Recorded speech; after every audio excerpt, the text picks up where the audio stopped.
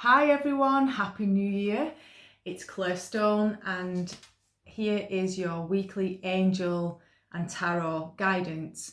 So this reading is for starting from Monday the 6th of January, going through to Saturday the 12th. Okay, so I've already shuffled and the first deck I'm using is Waite Tarot, and the card that came out is the Knight of Cups. So I wasn't surprised that this card came out because on Friday, it is our first full moon of the year and it is also a lunar eclipse. The full moon, it's the wolf moon and it is in Cancer. So it relates to this card because this card is ruled by the element of water, just like the moon.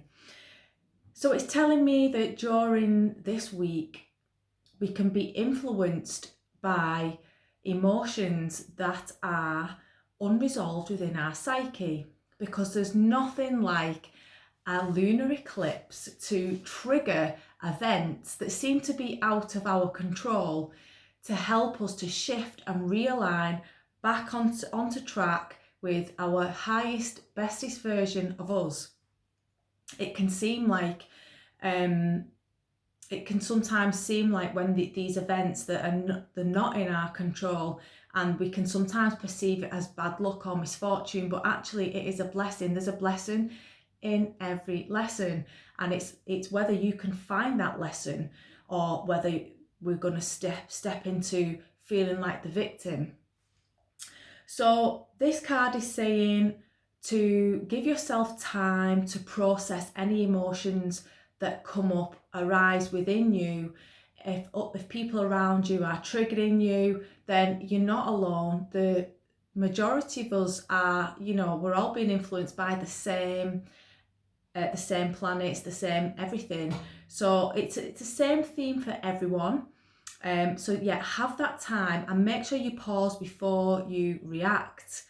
It's not all doom and gloom. It's an exciting time. The wolf moon is about family. It's about realigning with what you want, who is in your pack, who you're going to carry into this next year with, and who you think that you need to step away from, because maybe there's people around you that are not for your highest good right now, and that's okay. That's all part of ascending and growing. We outgrow situations and people.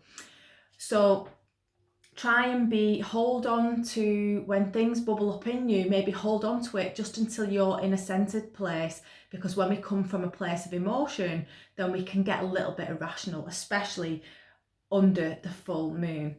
So that is our first card. The second card we've got is a lovely card, which is the Four of Wands. And this is such a positive card. I love it so much.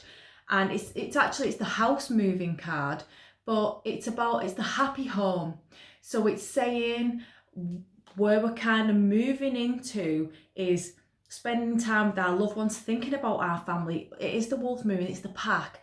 Thinking about who is around us and feeling really grateful for spending time with them. I know most of us we're going back to work and school and everything now, but with this card, it's saying that fresh energies are coming in a positive way. So even though we are being called to look at things that we might not want to look at during the full moon, there's a happy ending promised, because this is a very, very happy card, and it's about when the energies around you in your home. It's like the spring clean, but spring cleaning for the new year.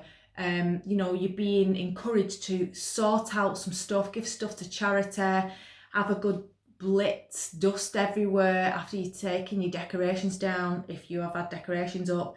And it's that sense of brand new energy, excitement. It's a fire card, so it's feeling inspired, feeling passionate, and you've got a spring in your step towards midweek. Things are feeling good. You're feeling like you are where you're meant to be, and that is a good feeling.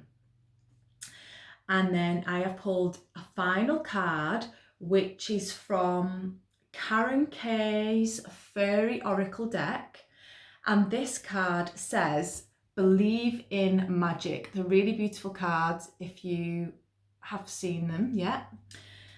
And it says, open your eyes and see the magic that's all around in nature.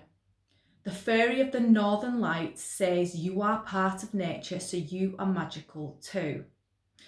And the first thing that struck me about this card is this fairy, she has got like elf ears. And to me, that links into the communication aspects of the first tarot card that I pulled. And it's just literally saying, listen. So listen to others, listen to what others have to say without having an answer or a response. Just, really take in what other people are saying, and also listen to yourself, listen to your intuition, because water is all about intuition and trusting yourself. The answers to everything are already within you. They are not outside of you.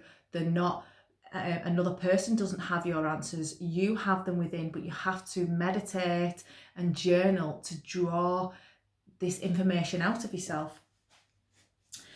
Back to this card, I've also noticed that she's holding a staff which appears to have ivy on it.